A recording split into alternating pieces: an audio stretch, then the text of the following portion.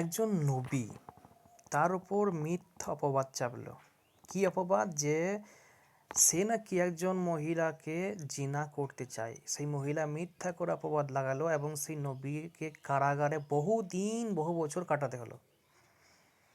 তাহলে এমন ব্যক্তি যে কারাগারে কাটালো, আবার মিথ্যা অপবাদ নিয়ে এত কষ্ট হলো, এখন যদি কারো জীবনে এরকম কোনো ঘটনা ঘটে যে কেউ মিথ্যা অপবাদ পাচ্ছে, তো এবং শাস্তি পাচ্ছে, তার মানে যে সে মানুষটা খারাপ, এটা কিন্তু নয়।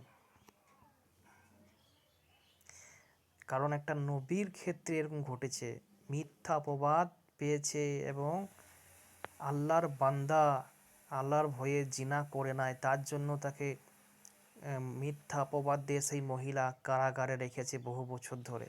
কোন নবী বলুন তো সেটা? সেটা আপনারাই কমেন্ট বক্সে লিখুন যে এটা কোন নবীর ঘটনা।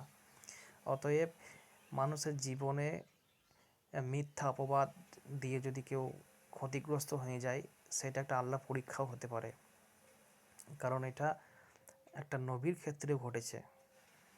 এটা কোন নবী সেটা